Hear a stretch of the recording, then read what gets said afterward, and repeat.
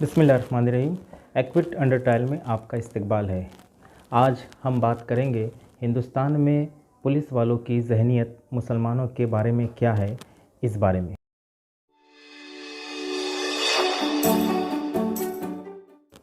– 2019 में दिल्ली में दो ऑर्गेनाइजेशन ने एक सर्वे किया और पुलिस वालों से मिलकर इंटरव्यू लिए और 2019 में उन्होंने एक रिपोर्ट पेश की।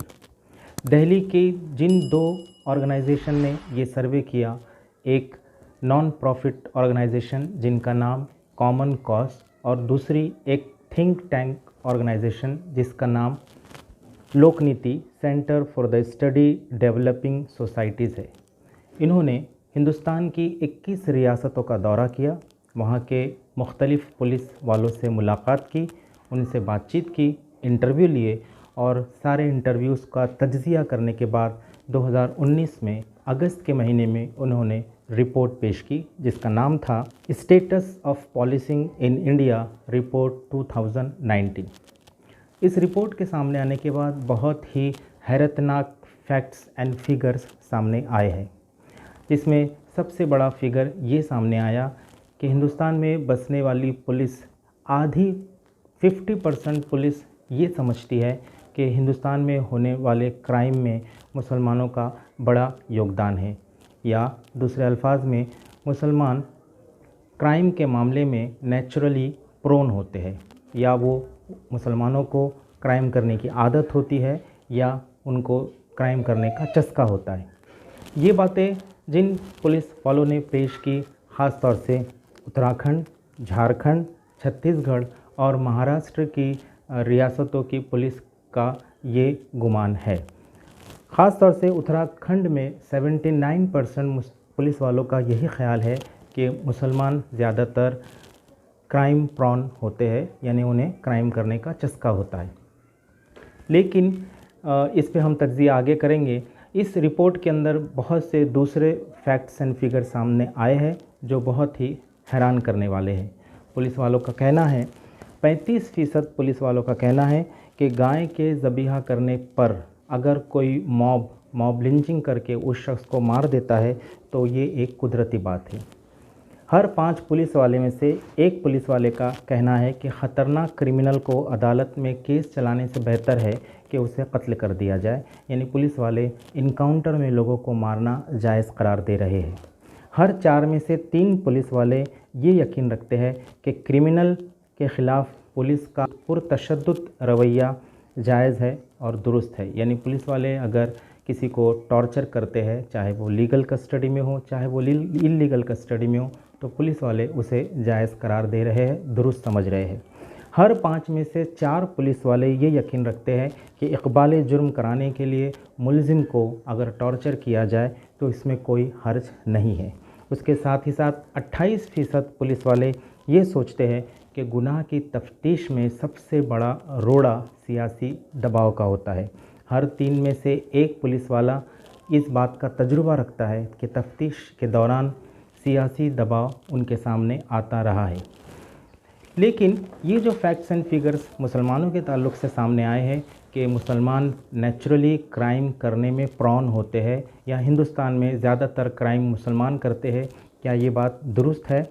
हमारा मानना यह है कि ये बात बिल्कुल भी दुरुस्त नहीं है। ये पुलिस वालों की ज़हनी उपज या उनकी अपनी ज़ाती राय हो सकती है। 2018 में एक वेब पोर्टल जिसका नाम है पोस्ट कार्ड न्यूज़, ये एक राइट विंग वेब पोर्टल है जिसमें महेश हेगड़े ने एक ट्वीट किया।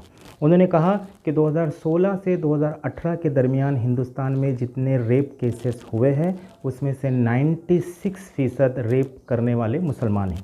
हालांकि उन्होंने अपनी बात की दलील में कोई भी सबूत पेश नहीं किया।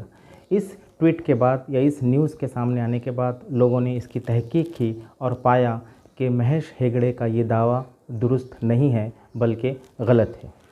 हकीकत ये है कि मुसलमान क्राइम करने के अंदर प्रोन नहीं है या वो उनको चस्का नहीं है। जिस तरह दूसरी कम्युनिटी के अंदर आए दिन क्राइम होते हैं, इस कम्युनिटी के अंदर भी क्राइम होते हैं, लेकिन इनका कोई इंटेंशन या कोई मकसद नहीं होता। लेकिन दूसरे फैक्ट्स और फिगर्स बहुत ही हैरतनाक है। हिंदुस्तान में मुसलमान अक़लियत यानी माइनॉरिटी में है, लेकिन जेलों के अंदर वो अक्सरियत यानी मेजॉरिटी में है। कहा जाता है कि हिंदुस्तान में मुसलमानों की 14% आबादी है, लेकिन हिंदुस्तान की जेलों में अंडर ट्रायल मुस्लिम कैदियों की आबादी 20% से ज़्यादा है।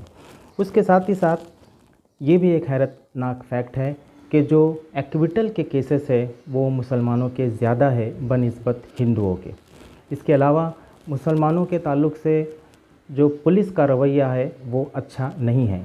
मुसलमानों के ताल्लुक़ से पुलिस वालों की सोच ही ख़राब नहीं है, बल्कि उनका अमल और किरदार भी ख़राब है। हिंदुस्तान भर में जितने भी जेनोसाइड हुए हैं, मुस्लिम कुछ फसादात हुए हैं, उसमें पुलिस वालों का रोल अच्छा नहीं है। बाज़ औक़ात ये पुलिस वाले दंगाइयों के साथ मिलकर के दंगे करते हुए पाए गए।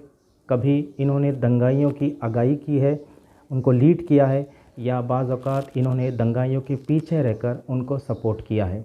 हाल ही में दिल्ली के अंदर जो मुस्लिम कुछ फसादात हुए उसमें पुलिस का रोल सामने खुलकर आया है। सवाल ये है कि आखिर पुलिस वाले मुसलमानों के ताल्लुक़ से गलत सोच क्यों रखते हैं और पुलिस वाले मुसलमानों के बारे में दंगे वगैरह के मामले में मुसलमानों का एंटी रोल क्यों प्ले करते हैं। इसका जवाब हमारी नज़र में ये है कि जब हमने पुलिस वालों को बहुत करीब से देखा तो पुलिस वालों को एक मख़सूस ज़ाविये नज़र से मुसलमानों के बारे में गलत जहर उनके जहनों में घोला जाता है। हमने ख़ुद देखा कि पुलिस वाले आरएसएस के माउथपीस 5 जन्य मैगज़ीन का बाकायदा मुताला करते हैं और उसके अंदर मुसलमानों के बारे में जो गलत चीज़ें छपती है वो पढ़ते हैं और उसका असर लेते हैं। उसी के साथ साथ आप जानते हैं कि महाराष्ट्र एंटी टेररिज्म स्क्वाड यानी एटीएस के चीफ KP रघुवंशी, क्रिश पाल रघुवंशी ने एक ट्रेनिंग की थी अपने पुलिस अफसरान को समझाने और सिखाने के लिए कि टेररिज्म क्या होता है, और उस ट्रेनिंग के लिए किसी और को नहीं बल्कि कर्नल रायकर और कर्नल पुरोहित को चीफ़ गेस्ट और चीफ़ लेक्चरर की हैसियत से बुलाया गया था। आप समझ सकते हैं कि जो शख्स बम ब्लास्ट के केस में गिरफ़्तार है, जिसने मस्जिद और दरगाहों के अंदर बम ब्लास्ट किए, वो शख्स अगर पुलिस वालों को मुसलमानों के बारे में सिखाएगा तो क्या सिखाएगा। ऐसा शख्स जब लेक्चर देगा तो यकीनन पुलिस वालों के जहन मुसलमानों के ताल्लुक़ से ख़राब होंगे। हमारा ये कहना है कि पुलिस किसी भी मज़हब का भेदभाव ना करते हुए तमाम लोगों को सिटीज़न की हैसियत से देखे और लॉ एंड ऑर्डर को कंट्रोल करे, तभी मुमकिन है कि इस देश में अमन, सुकून और शांति रहेगी। शुक्रिया।